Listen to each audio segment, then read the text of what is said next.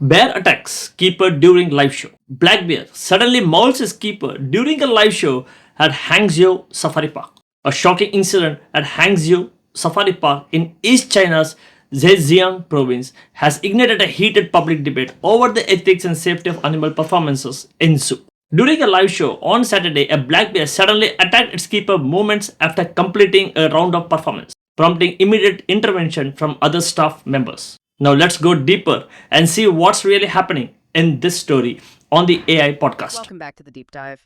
Today, we're taking a single viral incident. A really shocking piece of news footage that just spread like wildfire online.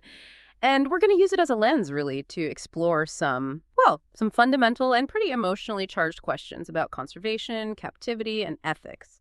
Our source material today is all centered on this dramatic event at a major safari park in East China. It was an event that instantly kicked off a huge national conversation. So we're not just looking at a zoo mishap here, we're analyzing a moment that really became a cultural flashpoint. Our mission is to go deep into the reports from this black bear incident at Hangzhou Safari Park. We'll break down, I think, 3 core issues that define this whole modern zoo debate.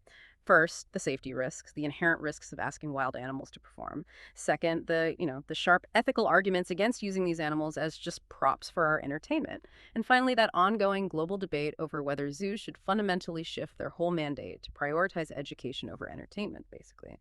How did a simple bag of carrots cause a national ethical earthquake? That is an excellent question, because this was so much more than just a typical news headline about, an animal attack. If you look at the speed and the intensity of the public reaction, you realize this wasn't just some isolated event. And here's where it gets really interesting. That viral video, it just exposed this widespread, pent-up feeling that the role of modern zoos needs a complete fundamental reassessment. It stopped being about one park's mistake and immediately became about rethinking the entire contract between us and captive wildlife. Okay, let's start where the sources do, with the specifics of the incident itself. It happened at the Hangzhou Safari Park in East China's Zhejiang province. And the shocking part, like you said, was the context and the timing. This was a live show on a Saturday, so it's busy. Right, packed with families. Exactly. And the black bear, right after finishing a performance, just suddenly attacked its keeper. That switch, that abrupt transition from a choreographed show to just raw, primal action, that's what made the footage so terrifying and so shareable. And the reports, they all zeroed in on the trigger. The bear pounced after spotting a big bag of carrots and apples in the keeper's hands. That one detail feels so crucial. It is. A keeper holding food. It suggests the reaction wasn't, malicious. It was visceral. It was a reaction to seeing a high-value reward that was maybe withheld right after a stressful performance. And the footage, which the sources describe in detail, it just captured pure chaos. You see other staff rushing in. With whatever they could grab. Yeah, chairs, poles, anything to try and separate this powerful animal from the keeper on the ground. And even after they managed to pull the keeper away, the bear lunges at him again. It's just a terrifying scene. And this is where the park's response becomes fascinating. What's so interesting is how quickly they tried to minimize the violence.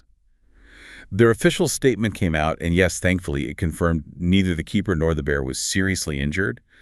But their explanation, it framed the whole thing not as an attack, but as a complete misunderstanding. Yeah, that language was something else. They said the bear was not aggressive, but overly eager for the food. Overly eager. And that this eagerness caused it to accidentally knock down the keeper. It transforms this violent lunging into a clumsy fall over a lunch bag. They even included a quote from the keeper himself. He downplayed it, said the whole thing was just a reminder for staff to be more cautious. That's the part that stuck with me. It seems to deflect any systemic blame, right? It puts the problem entirely on the keeper's personal caution, not the setup of the performance itself. And this raises a big question for you, the listener.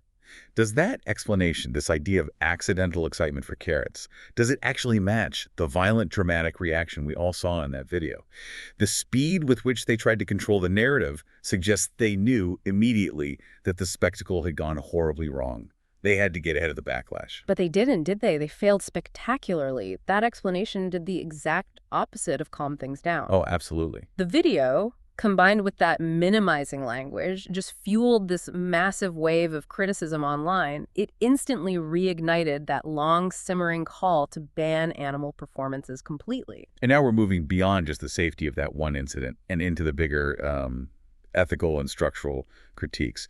The main criticism was immediately about safety. People were saying these shows prioritize entertainment, Yeah. getting people through the gates over basic animal welfare and, crucially, human safety. Yeah, the consensus online seemed pretty unified. This isn't a controlled risk, it's just inherently risky. We saw that feedback cut right to the core of it. One user, Momo, talked about dignity, saying animals deserve respect. They are, and this is a quote, not cute props we can control at will. Wow. That's not just about safety, that's about seeing them as commodities. Exactly. And another user, Zero Jikin Kimingkan, echoed that, pointing out the professional risk. They said animal shows pose inherent risks to both animals and handlers. And the sources really highlight this tension. When you ask a world animal to suspend its natural instincts, its biological programming for some stressful routine, you're just introducing a profound and unpredictable level of danger. It's a ticking clock. It really is. So that's the safety argument. The training itself creates these unpredictable situations. But then the conversation in the comments, it sort of pivoted, didn't it? It moved from safety to empathy for the bear. Yes, and that was such an interesting turn. So many people were suggesting the bear's reaction wasn't malicious at all, but perfectly natural. One user, the girl is out, I'm at home, made this really insightful comparison. They likened the small bear to a child. If it sees food, especially after being stressed or hungry, of course it's going to go for it. And they criticize the whole structure of the show, forcing the bear to do tricks before getting fed. Yeah. They called it cruel. They argued it was designed to, maximize compliance through hunger. They even suggested the park should just let the bear perform the act of eating. Yeah. Let people watch that instead of tricks. Which is a fascinating idea. If you connect this to the bigger picture, the incident really crystallizes that core tension of captivity. Managing wild instincts inside a controlled artificial environment. The sympathy for the bear just highlights this view that training for entertainment fundamentally conflicts with respecting those instincts. And the public, after seeing that video, is just less and less willing to accept that conflict. Okay, let's unpack this. If entertainment is the problem, if it's creating all this risk and ethical compromise, then what is the role of a modern zoo or safari park? Because the critics, they quickly moved from condemning the incident to condemning the management for promoting tricks instead of real education. And that's where the conversation becomes really constructive. It starts looking forward. A commenter called A Wild Horse made this point, arguing that since wild animals have wild instincts, a park's mission has to be about teaching people about wildlife. The goal, they said, should be unequivocally education, not entertainment. But practically, what does that actually look like? Yeah. It's easy to say, but entertainment is what drives ticket sales, which funds everything else, right? Can you even run a zoo without the spectacle? That is the critical challenge. But the sources show that people weren't just criticizing. They were offering up specific working alternatives. The discussion kept coming back to Nanjing's Hongshan Forest Zoo as a model for this new philosophy. So what did the Nanjing Zoo do that was so different? They made these huge operational changes. They got rid of animal shows completely. Right. They also ended paid feeding, where visitors could, interact directly with the animals for a fee. Their whole philosophy, which got quoted everywhere, is that humans are guests and animals are the true hosts. That just reframes the entire experience, doesn't it? If the animal is the host, then the human guest has to show respect. It implies observation, not interaction. Precisely. In the Hangzhou model, you pay to see the animal do something. In the Nanjing model, you pay to see the animal be something, to be its natural self in a well-designed habitat. It's a shift from consuming a spectacle to active, respectful observation. I can see the challenge there, though. A lot of visitors, especially kids, they're drawn to the flashy shows and the interaction. How do these education-first zoos keep people engaged and keep attendance up? It's a tightrope walk. But places like Hongshan have reinvested that energy into creating more immersive, natural habitats that encourage natural behaviors.